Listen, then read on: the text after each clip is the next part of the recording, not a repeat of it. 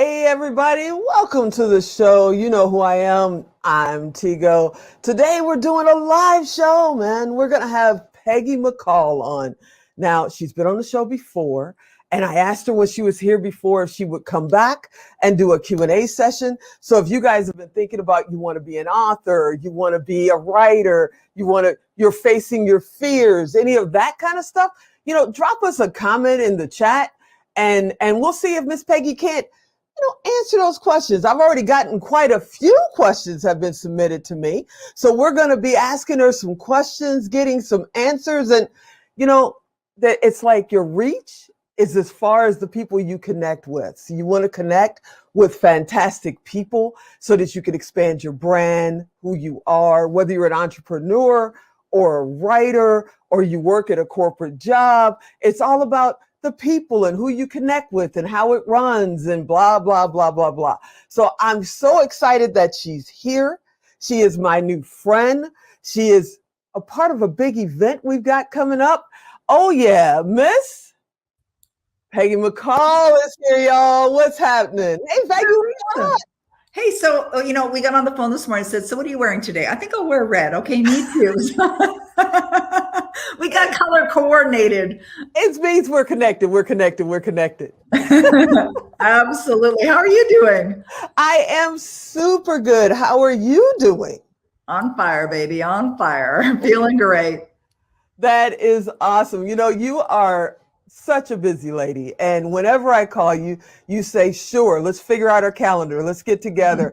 And I just want to start out by saying, thank you. And how much, I love you. And I am such a fan of yours. You are definitely a mentor of mine. Well, right back at you. What I love about you is how much you love helping other people. And that's what I love. So we're definitely sisters from another mister. And we are absolutely have that kinship there. That's something we share in common for sure. Hey, Dr. Karen is out there watching and she says, hi, Peggy. Hey there.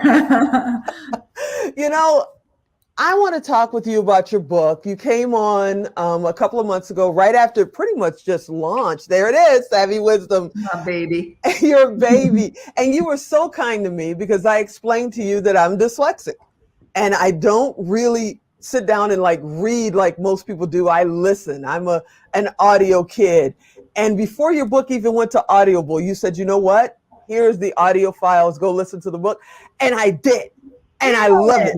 So you got to hear the version with Bob, right? Bob talking and Peggy talking. Yeah, I did. It was awesome. It was like, he's there, you're there. I'm sitting there picturing it because I'm a very visual person. So I can see you sitting on the bench.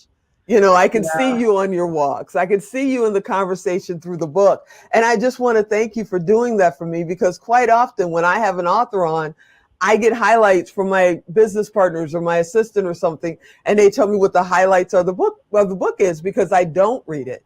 And they don't usually have an audio book. And if they do, they don't share it with me. We need to talk about that. We do need to talk to them about it. Send them over to me, Teresa. I'll take care of them. So let me ask you, let's go back a little bit. Let me ask you about being a New York Times bestseller. The first time this happened, where were you? What was your reaction? And did you believe it? Oh my goodness, that's such a great question. I love this. Okay, I remember exactly where I was.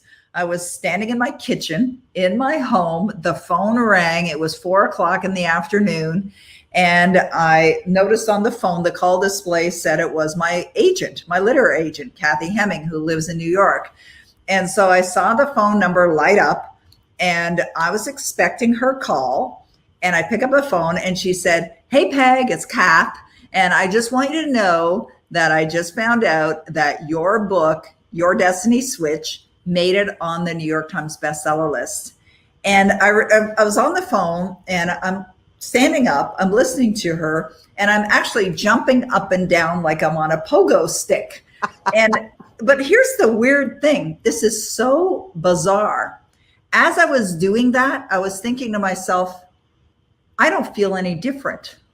Oh. I don't. Now, this is significant. It's significant because the truth is how one manifests is that you must feel as if The outcome that you desire is already in your life now. You've Right. got to feel it as if it's in your life now. Therefore, when the actual event occurs, meaning the goal is manifested, there is no reason for you to feel anything other than what you've already been feeling. I was already feeling like a New York Times bestselling author. I already knew I was a New York Times bestselling author long before the evidence ever showed up in my life. And that's how you manifest. But I remember it like it was yesterday, because I remember standing there and my son was just coming in from school. His dad was dropping him off. And I heard, it's my ex-husband, and I heard him say to my son, Michelle, like, what's going on with your mom? Why is she jumping up and down? And Michelle turned to his dad and said, well, she just found out her book made the New York Times bestseller list. And I saw him go, like, his face dropped. It's like, what? Really? So he was surprised. He obviously hadn't been living that image in his mind, but so that's what happened. So I know somebody is out there watching right now, or maybe they're watching a recording later, and they're starting their first book. They've always wanted to be a writer. They said, this is it for me. And they're sitting there telling themselves right now, that'll never be me. I'll never be a New York Times bestseller. That can't happen. That only happens to people like Miss Peggy. You know, what would you tell that person who's just starting to put pen to paper? Yeah, I would say what Zig Ziglar would have said, that's stinking thinking. That is not going to get you anywhere except into a place of unsatisfied or dissatisfaction. That's exactly what it'll do. I would suggest if you're going to become an author, decide to be a huge author, a successful author, be a New York Times bestselling author. You know, it's available to anyone. It doesn't matter who you are, where you live. I don't live in the United States. I'm a Canadian. I live in the nation's capital, city of Ottawa, and I'm a New York Times bestselling author. And I know many other authors. There's a young lady from Japan who became a New York Times bestselling author. It doesn't matter where you live. So, you know, why authors write their books? I mean, I've got 19, The Savvy Wisdom was book number 19 and so far. We write them to help people, or we write them to entertain people if it's a fiction book, or maybe both, because that's really what Savvy Wisdom does. It's a parable, so it's a fiction with valuable lessons in it. But here's the point. You don't write a book to sit in a box somewhere in a basement or to sit in a back room. You write it to get out there in the world so people can enjoy it, right? So I would suggest decide, what would you love? And that's how you answer the question. You think about, what would I love? Understanding that there's no limits. Now, I would think that what happens is, as soon as someone starts to think about what would I love, they start thinking, I'm not even a great writer. Or, you know, I don't live in that country, or I'm not old enough, or I'm not young enough, or some other negative, destructive idea that's never going to serve you. When that kind of stuff comes up, I call that garbage. And that needs to be put where it belongs, in the can, and thrown out. It's like, out you demons. Like, it's going to destroy. It's negativity, and it only takes a little bit and it will destroy dreams. So even if you think, oh, okay, I'm listening to Peggy and I'm thinking, okay, well, I wouldn't mind being a New York Times bestselling author. That'd be pretty cool. And they think, oh, but I don't know. Like, I don't even know how to write a book. I've never written a book before. I don't even consider myself a great writer. As soon as that comes up, recognize what's going on and shut it down. Shut it down. What you do in the process of manifesting is decide, what would you love? And then what do you need to believe in order to create it? So when I decided I was going to be a New York Times bestselling author, I didn't write my books to sit in a box. I wrote them to help people. I decided I would create the vision of what I would love as far as an outcome is concerned, and then live from the vision. You live from the vision. You know, earlier today, I'm going to show you something, Teresa. I set this up earlier today. I was just getting ready for something, and I have this little section in my office here. Can you see that? Where I like the license plate. Paraphernalia. I got the personalized license plate of Savvy Wisdom. I have my Oscar here. I've got some other paraphernalia from the book. And the reason why I created that is there's a vision that I have for Savvy Wisdom as well. And that vision is a vision of success. And when I'm listening to myself talk to myself, which I do every day, which everyone does every day, I just direct certain things to my consciousness through my Power Life script. And I listen to it every day talking about how successful Savvy Wisdom is and how the movie is a big success as well because it's being made into a movie. Yeah. We got to get to that. Don't give away the secret that's coming up. Yeah, we got to get to that. But wait, before you go further in the story, now my mom told me everybody talks to themselves as well, and that's okay, but you shouldn't tell anybody. Is that not right? Or is it okay to tell people you talk to yourself? Because you just did. Well, here's what I believe. It doesn't matter what anyone thinks of you. It doesn't matter what anyone thinks of me. And so we're in control. I'm in control of what I think. I'm in control of what I feel. And so, I mean, you could tell anybody anything, but if you're prone to being sensitive to feedback, then I would suggest being cautious. If you don't give a rat's excuse my language. Hey, we don't. If you're strong in your, if you have a protective mechanism, like I imagine a plexiglass shield around me. If there's anyone that's in the room or around that's negative, right? Just don't let it in. Just don't let it in. And of course, if it's going on in here, recognize what's going on, that negative thinking, and just shut it down because you're in control. Or as you said, our friend, because I never got to meet him, but he was my hero, Zig Ziglar. Get rid of that stinking thinking, right? Yes. I got to meet Zig. He was wonderful. What a wonderful being he was. Oh, wow. I would have loved to meet him. I was literally so sad when he passed away. People thought that he was a member of my family. I didn't leave my house for like a week and a half. And it was way before COVID. It just took the rug out from under me, but we'll get into that story sometime later. I got to stop and say, Gregory Hammond, I know he's a super fan of yours. You're also his coach. He's here. He's watching and he's out there. He says hi. And then Dr. Karen dropped in and said she's a New York Times best-selling author as well. Woo! So they're hanging out. I know that we've got something coming up on Saturday. We'll talk about that in a minute. But I know that Gregory's got a part of that. So we won't even talk about what that is. Ooh. But I got to ask you a question. In your book, you mentioned it. I've heard you say it before on other interviews that I've watched with you and even with me. You've said, don't worry about the how. Right. And that is what everybody worries about. They don't even, go to the grocery store because they're worried about the how. So how do you get past worrying about the how and get to the doing? That's good. That's probably one of the best questions I think I've ever been asked, to be honest. So the truth is you don't have to know how. And that is, you're right, the biggest challenge that most people are faced with. So what do you need? You need faith.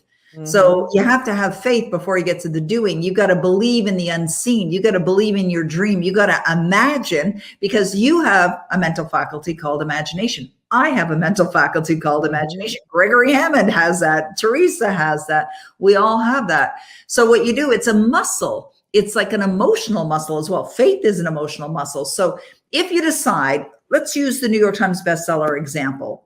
If you decide you would love to be a New York Times bestselling author, do you believe it's possible for you? Now, Teresa, I'm sure you do. I had to get around the greatest people like Zig Ziglar and yourself for me to believe it, because I'm one of the biggest naysayers about my believing in myself, but I'm getting better.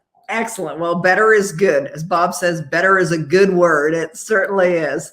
So if you are suspicious or don't believe it, just imagine for a moment you are that which you desire to be, whether it's New York Times bestseller or whether, like Gregory, is a destiny coach, whether you're the top coach in the world, whatever it is, you imagine it to be.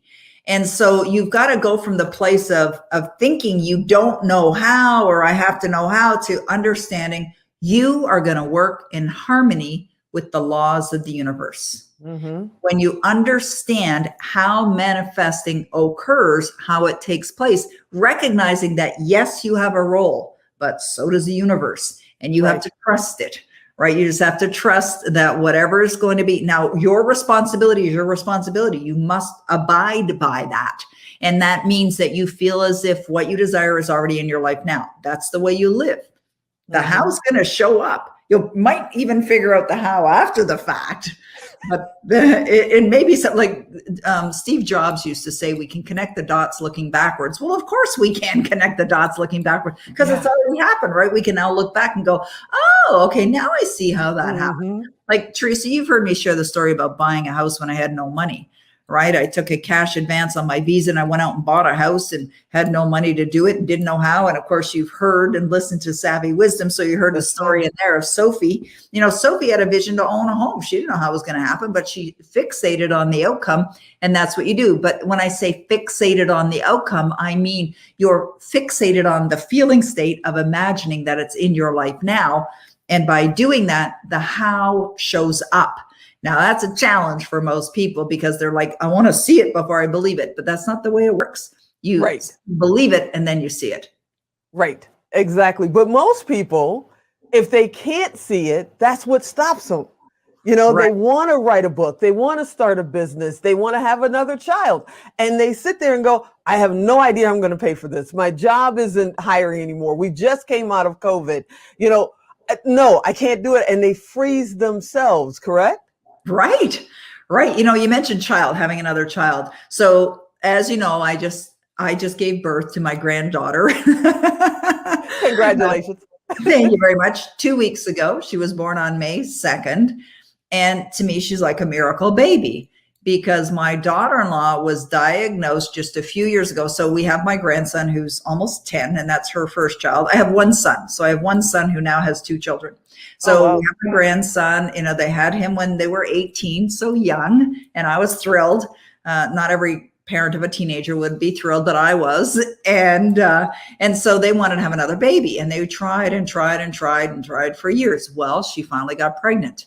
And she was pregnant. We're all celebrating. And then she lost the baby. Now, she also had been diagnosed with a disease that's what's called incurable. Now, I don't believe there's incurable diseases. I think there's diseases they just haven't found the cure for, but there's a cure already. They just haven't found it yet. So she had been diagnosed with an incurable disease. And there wasn't a lot of studies done about this, whether it's safe to get pregnant, whether you can carry to full term and all of that. And I said to her, and she asked me about this, right? I said, just focus on what you would love. What would you love? To have a healthy baby. And what she wanted was a healthy baby girl. Now, I know you can't just order them up like that, right? Okay, well, this time I'd like a baby girl, right?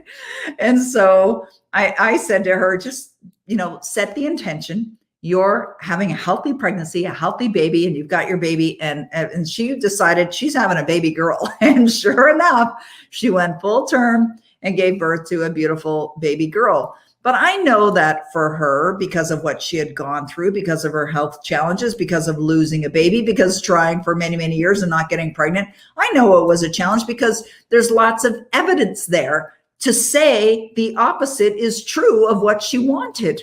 Right. And that's what people do. They look at the evidence and they go, well, it can't happen. It just can't happen. It's like, you got to stop looking at what won't work or what hasn't worked in the past. And you got to go to this place called infinite possibilities, because we live in a world of infinite possibilities. We really do live in an infinite possibilities. But if you don't believe, you're never going to manifest anything in your life. You know, you bring that up and it makes me want to skip because I have a little order, and you know me, I have no desire to follow the order of the questions that I have here. And I know there are people out there watching it right now going, sure, Peggy can say that. She's Peggy. Of course she can.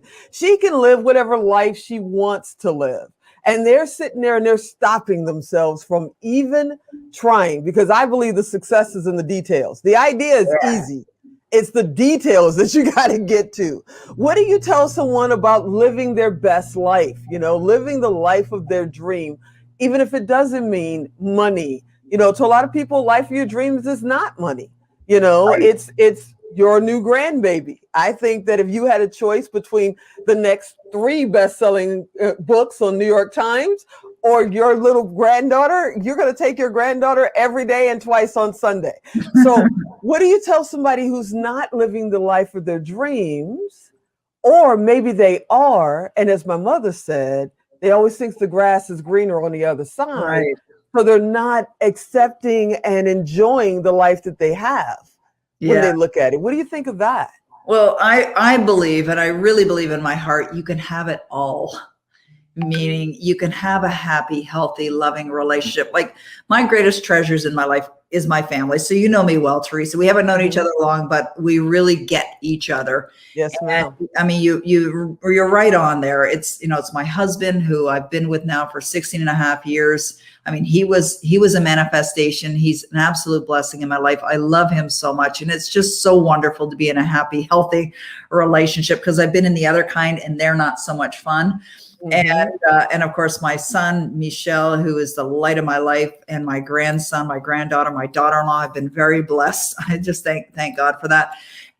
So I have that in my life. My family's my priority. I have that in my life, but I also have the most amazing business, that I'm so blessed to serve people. I love getting up every day. I just give thanks to God every day that I get to do what I do. And, we're very well off. We're doing really well financially. And that, I believe, is because of making a decision. Now, I don't believe it's all about the money. Now, that may sound a little strange because I help people with prosperity consciousness. And Bob Proctor wrote a book called It's Not About the Money, and I absolutely agree with him wholeheartedly. I do what I do, and I know you do what you do because of the love for the materials, the love for this has changed my life. Is it possible to share my screen? I've got a picture here that I would love to share if that's I believe you can hit the share button below. I did not restrict it, so it should work. So I'm going to hit share screen. And we're going to go over to a picture that I created here on, let's see, window. Okay, let's go to window. Perfect. How's that? Okay, so what we're looking at is a picture from the yearbook. Now, you see my big smile there? No. Miserable. She said, you see my big smile there? No. There's a miserable girl who was very unhappy, suicidal, in fact, as you know. Wow. And that home is actually a picture of the home I was raised in. And that home is about 600 square feet. I lived there with my mom, my dad, my two brothers, and my sister. And the four kids, we shared a tiny little room. And I shared a bed. It was a 3/4 size bed with my sister. My brothers were in bunk beds in the same room. And my parents both worked full-time jobs. And they were both unhappy. My father worked as a janitor. My mother worked at a factory, and then she got a job as a checkout clerk. And I wasn't educated, wasn't formally educated. I barely made it through high school. I could go over there in the cupboard. I have all my report cards and pull them out, and we could have a good laugh, at the report cards, especially the comments of the teachers, like Peggy doesn't concentrate, doesn't focus. And I used to get thrown out in the hall all the time. I wasn't interested in school. So when I got out of school, all I wanted to do was go and earn money. I just loved earning money, and I was in love with that. And in 1994, I decided to incorporate a company. I remember telling my parents that, okay, remember, father, janitor, mother, worked right in a grocery store. You're going to do what? That's craziness right there. Do you know most businesses fail within the first blah, blah, blah. And it's like, okay, it's like the kid that doesn't want to hear it. Like, I'm not listening. You just don't let it in. So it doesn't matter where you came from, what your background, what your experience is. Anyone can turn their life around. But I'll tell you this, none of it would have occurred if I hadn't dove into the study. I absolutely became a phenomenal student, and I consider myself a phenomenal student to this day. Why? Because nothing stays the same. Your life is either going to get better or it's going to get worse. You got to decide which side of that equation you want to be on. I choose to be on the side of it's getting better. And here on my desk, I have a little sticky note that says, I live in the joyous expectancy of the best, and I expect more good now than I've ever experienced before. And I got to say, I've experienced a heck of a lot of good, but it can get better and better for anyone. When we started the conversation, when you first came in this afternoon, you said, I love to serve. And I do. I love to serve. And I know you love to serve. The latest phrase seems to be, how can I serve you? And that comes from so many, motivational people, coaches, blah, blah, blah. And they're teaching you, sales is service, and you must learn to serve. How do you know what that means for real? I know in my heart that whether I get paid for it or not, I'm going to do whatever I can for that person who is sitting in front of me. And for people that I may not even know, if I can touch them in some way and help them down the road. It took me 18 years to sit in this seat. I'm helping people sit in the seat in 18 months or even 18 days. Yeah. So when you say you love to serve, what does that mean for you? Well, I believe it's got to come straight from the heart. It's an energy. It's an expression of what you really genuinely feel. Mm-hmm. And have you heard that term double binding messages? No. Okay, so the term double binding messages means that you're saying something, but you're feeling another. And Okay. so a great example of that is people that are out there today, and you see them, like Teresa, you see them, I see them online, and they're out there, you know, they're talking, we see commercials and they're talking about how you can earn all this money and blah, blah, blah. And so what are they saying? Well, they're saying that, you know, there's this great opportunity to, you know, to do what you love and earn lots of money. But what they're feeling is, I want your money, right? I want your money. Do they care? Probably not. And so you asked me the question, how do you know? Here's what I believe the answer is. You know, based on your intuition. Like, I make decisions with my intuition. If somebody wants to sell me something or offer me something, I'm paying attention to what am I feeling energetically off this person, whether it's a Zoom call, whether it's an email, whether it's a phone call, whether it's, you know, whatever, face-to-face conversation, all determined by what my heart says. And if you're feeling something's not right here, I don't think they really want to help me. I think they just want my money. I'm never going to see them again. You're probably right. Probably right. You know, we've mentioned Zig Ziglar a couple of times, and one thing I did for years, I had a round business card because of his round to it, you know, because of his round to it. And he said there's not that many negative people in the world, but they travel around a lot. And I have to admit, that's what I feel. But now with the internet, just as much good, which I hope is 99% good, that you can get from being so close and so easy access with the internet, you could also connect with the kind of the negative too. And it's like, you gotta be cautious. And even though you and I have never physically sat in the same room yet, this will happen, we get the vibe of, you know, this is my sister, this is my friend, we're going to be friends forever. You know, my grandson and your granddaughters are going to hang out. You know? Yeah, they're going to hang out. My grandson will be 2 in July, and he already thinks he's 12. So he's going to show your granddaughter around. He's going to say, this is how you get what you want, kid. Do what I do. But I just think that there's so many people out there that are missing their blessings, missing the good fortunes that they already have in front of them because they're constantly looking out there, you know, and they're not looking at what's right in front of them. So true. You know, my oldest grandson is here this week visiting, and he's 14 going on 15, but I always say 14 going on 35. And I look at him and I go, oh my God, I remember when he was, you know, 2 feet. And now he's taller than I am. You know, his voice is changing. Wow. And I'm so worried about the network and the show and everything that we're doing that I'm missing things with this young man growing up that I'm never going to get back. So how do you balance your life between personal and professional? Because you lady have a calendar that most people in a month have in a year. So how are you doing that? Well, I like being busy. I really do. And if I'm not busy, I'll get busy, but I'm pretty much always busy. But here's what I do. I block off time. For example, my daughter-in-law sent me a message yesterday, and she said, James, it's my grandson who's almost 10, and Kayla, my daughter-in-law, and my granddaughter, Aria, are going to come over Wednesday for a swim in the pool because we opened our pool the other day. And I said, great, we'll have a barbecue. It'll be, you know, really nice to see you guys. And so I went in my agenda, and I actually didn't have anything beyond 3 o'clock. So I block it off. But what I typically do is I create rules for myself to have the balance. So the rules are, and they're soft rules, which means there's some bending there. And so my rules are, in the evening, I don't have appointments. I don't do calls. I don't do appointments usually. However, if there was a request for an evening, and I think, Teresa, we had that when you had the International Women's Day, you had me on in the evening. And I remember that because it's rare that I work evenings. And the reason is because that's my family time. That's when when I finish, you know, work for the day, I'm in my office with the door closed. My husband's retired. He's been retired for many years. I'll go out, and it's time for me to be with dinner and for us to enjoy time together. So we'll have dinner together. We'll go walk the dogs. We'll do some fun stuff, maybe sit outside around the fire or something like that.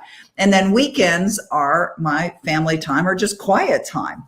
Now, there might be some weekends where I'm doing a little bit of work. I was running an event a couple weekends ago, or when I used to travel, before COVID, I'd be traveling on weekends, and that's fine. But I believe you have to set the rules for your own life and stick with them. Don't allow, like if a client says to me, I'd like to have a meeting at 9 o'clock unless it's an emergency, it's probably not going to happen. I'm available between this time and this time. And let's find a convenient time that's going to work for both of us. Right. Right. A good friend of ours, because I would not know you if it wasn't for Jennifer Hammond, she introduced us. And when we did International Women's Day, and I told her you were going to be coming on, and we were pretty full for the day already, she even said, I don't know. She doesn't really do, late, but I don't know. And when I was like, oh man, maybe she won't do it. And you said yes. And I'm like, yes, she's coming. It's awesome. It's awesome. But yeah, I have to say hi to Jennifer because, thank you. She's introduced me to some amazing people with you at the top of the list. And she's out there. I know she's watching. And yes, thank you so much for that evening visit. And thank you for, coming every time I call, pretty much. She's an amazing woman. She was so thoughtful. Like, she's extraordinary.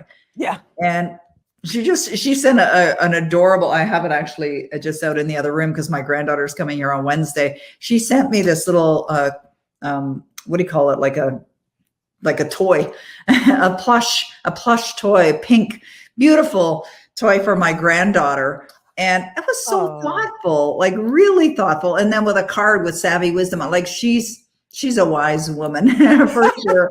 A wise and thoughtful woman.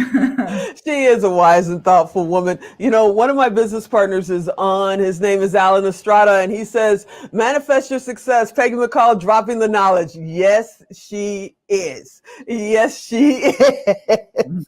So how important is believing in yourself, in what you're doing in life? How important is believing? Everything. It's everything. It's like the secret ingredient. It really is. You got to believe it, but most people don't. So I like to think of it as an emotional muscle that you can build. Like if we wanted to get in shape, we would go to the gym, but I wouldn't just go to the gym and stand there and watch other people, working out and head home and go, oh, I went to the gym today, because there'd be absolutely no benefit in that whatsoever. Right, but if I went to the gym and I found someone who knew what they were talking about, were very familiar with what I was looking for, and they gave suggestions for how to work out, and I worked out and I came home, I'm still not done. I'm still not done. The muscles are going to be, saggy, floppy, whatever. And so do I need to do? I got to go back tomorrow, and I got to go back the next day and back the next day. And depending on what outcome I'm looking for, meaning toned, hot body of a 30-year-old or whatever. Ooh, sign me up. Well, there's work involved. Never mind. And it's not just any work, it's like daily work. And I feel the same way with belief systems. Like, if you want to have something, you got to build that foundation, which the foundation is the belief system that will support you. It's going to support you with attracting. So here's the process to do it. Well, number one, what is it that you would love? So you think about that, understanding you don't have to know how, you do not have to know how, you do not have to know how. So decide on what you would love. Wait, do you have to know how? And then you think about, well, what do I need to believe in order to have that?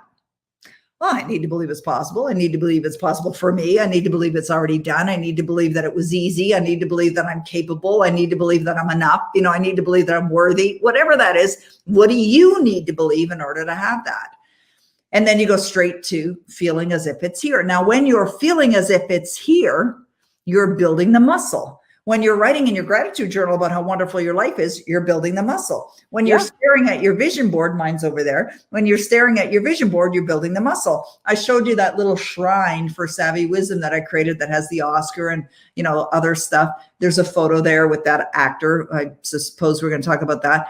That's building the belief. Why? Because I'm seeing it every day. I'm emotionalizing it. In other words, I'm feeling what it feels like to have that as an outcome. I'm building the muscle. That's how you do it. So belief is everything. You've got to build the belief in order to experience what you would love. Now, I know you're not saying it, but I'm going to say it. This is like the disclaimer you see on a television show. You are not saying that everything will happen just by believing. You got to do the work too, correct? Right. Well, that is part of the work. It's an important part of the work. But yeah, you're absolutely right. Now, the next part, which becomes challenging, is people are thinking, okay, I'd really love to have that, but I don't know what to do. And then what do? They get frustrated, right? Like, and it's like, it's not working for me. This is going to sound overly simplistic, but it's absolutely true. Any negative emotion, any frustration, anger, worry, doubt, guilt, any negative emotion, overwhelm, is destructive. It's destructive. You want to notice when you're in it and snap yourself out of it as fast as humanly possible. How do you snap yourself out of it? Many different ways. Ask yourself, what would I love? Oh, well, I love this outcome. Okay, what does that feel like? And you go straight to the feeling. You want to get out of that negative energy as fast as you possibly can and put yourself back in alignment with what you desire. Because when you're in alignment, meaning you're feeling as if it's already in your life, you're going to get ideas. You will attract ideas into your mind. You'll get an email that'll land in your inbox, or you'll see a video, or you'll hear somebody say something, or somehow, some way, you're going to find the way. You're going to find the way. So what do you have to do? You got to decide what you want. You got to feel as if it's in your life right now. You're going to be building the belief systems while you're doing that, and it's going to happen. How? Who knows how? That's the universe's job. Thankfully, it's not yours. I know I got to let you out of here soon, and we got a couple of big things we need to talk about. But before we do that, I got to drop this little bit of a note. Gregory Hammond says, borrow the belief from Peggy if you aren't comfortable fully believing it. And I totally believe that. Get around more positive people. Yeah. Because there's so many naysayers. I happen to come from a family. My parents were literally sharecroppers. So for me to want to started my first business when I was 10, my father thought I had absolutely lost my mind. And every step that I made, he said, no, that makes no sense. No, that's never going to happen. And then when it happened, he went, well, wait a minute. And then I did it again. And then I did it again. But my family was like, they believed in unions, working, whatever hours. They would work overtime if they wanted to buy a boat or if they wanted to go on a family vacation. They didn't believe in believing, like what you're saying right now. They didn't think that happened for us. Right. You know what I mean? They didn't think that happened for us. So I have one question I got to ask, and it's more of a clarity. In the book, I heard you mention it. In our conversations, you've mentioned it. You mentioned it today. Focus and visualization. What does that mean to you? Oh, you've heard the expression, hold an idea with your will. Your will is a mental faculty, and you have it, I have it, everyone has it. No one is excluded from this. But when you hold your attention on your desire and you give it that focus, you're holding it with your will, and you're emotionalizing it, you're feeling it, you're in a manifestation mode. You're in full on manifestation mode. You are manifesting that in your life. Now, a lot of people have a challenge focusing on what they want. Why? Because they continue to look at what they don't want. They continue to look at present results. So they look at their bank balance. It's not where they want it to be. And what do? They get frustrated, or they look at their credit card statement and go like, how am I ever going to pay that off? And they get emotionally involved in that. So what you want to do is you want to focus on what you desire and hold that idea with your will. And what you're doing is you're thinking about it, and thinking creates feelings.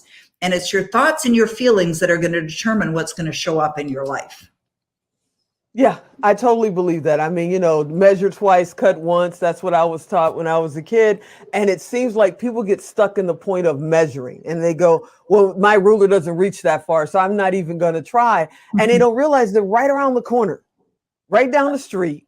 So the very next morning could be the answer they were looking for. But because they stopped focusing, they stopped visualizing, the answer went right by them and they missed it.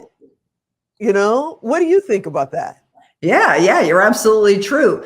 because you're only going to see what's based on your beliefs. Like people become blinded. Like, earlier today I was online and I was studying stories of people that have created empires, like huge success during COVID, and people that owned restaurants, which, most people would have just given up, but they didn't. So what they do, they said, okay, there's got to be another way. There's got to be another way. We're driven for a reason. They have a family at home. They have mouths to feed. They got a roof to keep, over their head, the lights on. They want to keep the lights on. I mean, those are situations that'll drive you to create better results. I've been there. So we've been holding it. I've been holding it. I got to know. One, we got to tell people where to find Savvy Wisdom. Almost everywhere, in case you don't already know this. But then we got to talk about what's next for Savvy Wisdom, because you got big stuff happening. We do. There's a lot of exciting things coming from Savvy Wisdom. So Savvy Wisdom, it's Savvy, by the way, for anyone. That you can find it anywhere on Amazon.com, or you can go to savvywisdom.com, because I've got a whole bunch of gifts over there for anyone that goes to my website. And I did create a course from Savvy Wisdom called Savvy's Proven Success Principles, so people can apply what was shared in that in the book. But the screenplay is being written right now, and I believe it's close to being done. I was told that it would be around the middle of May, and I think we're at the middle of May now. Almost exactly the middle. Yes. So I'm going to check in today with the production company that has. I've seen part of it. It's amazing. It just brings joy to my eyes to see it evolve. And so the next part is we're going to secure our A-list actors and have them enter into a contract, and then we're going to book the production. So it'll go into production. Woo. And so I was told that it's probably going to be fall of 2022 when the movie comes out.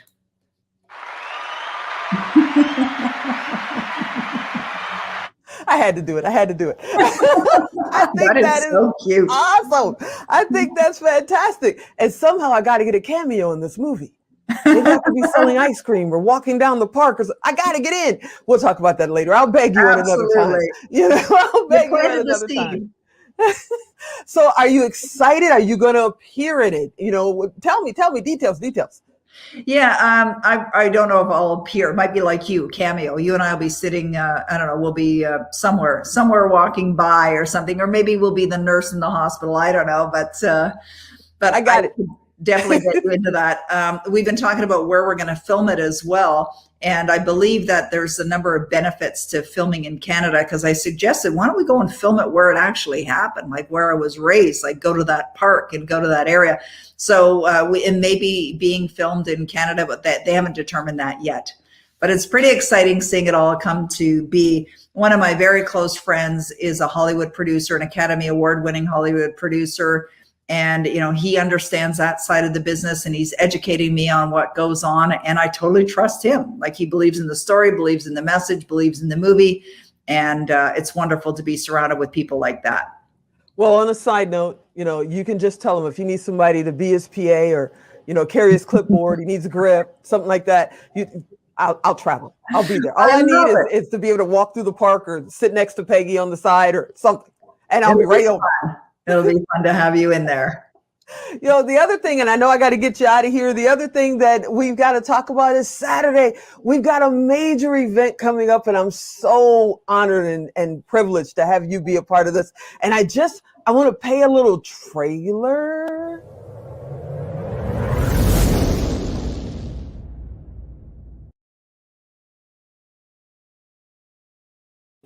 And a part of the Now Honors, the very first Now Honors. We created Network of Outstanding Women like yourself, and you agreed to be our first ever Woman of the Year. And I want to thank you so much for being a part of that. I can't wait till the event. It's Saturday, this coming Saturday, May 22nd. We're starting at 9 a.m. Pacific time, which is 12 noon on the East Coast. And it's a full day event. We're honoring 6 women, including yourself.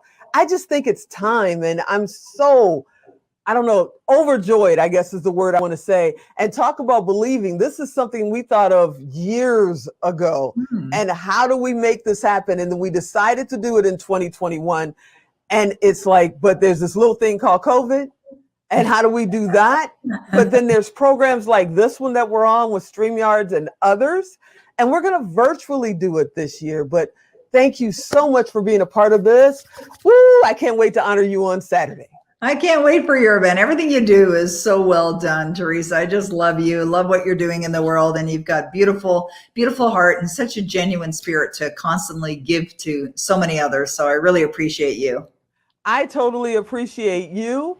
I can't wait for us to sit down and share a meal. This is going to happen. I mean, they're, working and working and working. I went out for the first time to dinner for the first time since all this COVID stuff started just a couple of days ago. Nervous as I don't know what, but I did it. And now people are starting to really get out there. I'm in Vegas, so the traffic is nuts. People are coming in for travel and it's like, in a way I'm happy because we live off of tourism in Vegas. We're the adult Disneyland. But on the other side, I'm like, what if they're not right? And we're bringing all these people in. It's a little nervous. It's a little nervous. I got to tell you, you're an amazing lady. You're an awesome person to know. I totally consider you part of my family and part of my inner circle. And I can't wait for Saturday, May 22nd, 9 a.m. It's Pacific time, 12 noon Eastern, to just kick off the Now Honors and to honor you as our Woman of the Year, because you truly are more the Woman of the Decade. I couldn't get an award big enough in a box, for Woman of the Decade. We'll work on that for next time. That's amazing. Well, I look forward to it. I'm certain it's going to be phenomenal. We're going to have a blast. I want to thank you for coming out and hanging out with me today and just sharing a little bit of time and a little bit of your savvy wisdom. You see how I tied that in? Nice job. You see how I did that? A little bit of your savvy wisdom. I know that, you say things like, take notice, decide, and then maybe switch. I'm going to ask this one last question before I let you go. What happens when people are fixated? That's what my mother used to call it, fixated. Their answers are everywhere else, but they're targeted to the wrong place. They're missing what their blessing really was. How do you know when you're going down that road, that journey, if you're navigating the right way, or if maybe you need to decide and make a switch? Yeah, sometimes you don't know. Sometimes, you really don't. Right? When you're working toward a goal and if and when you're doing everything that's necessary to get there, meaning you're feeling as if you're already there, but yet you're not seeing any evidence of it. And this can be very frustrating for people. Sometimes you don't know, but you've got to check in with your feelings, because when you're feeling as if you already have that which you desire, it will manifest into form.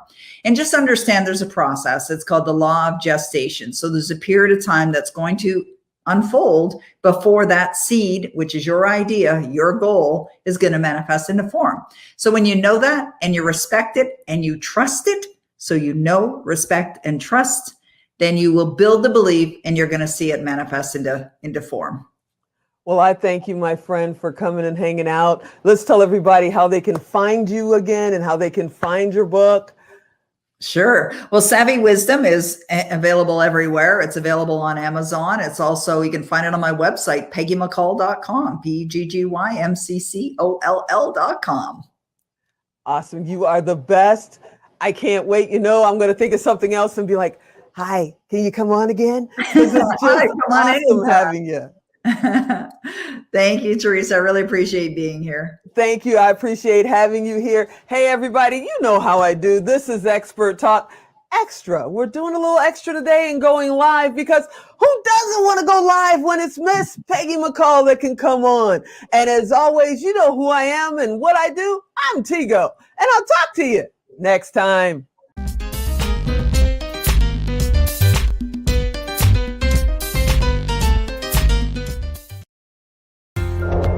Expert Talk is produced and distributed by Melrose 11 LLC. Lights, cameras, take action with Melrose 11.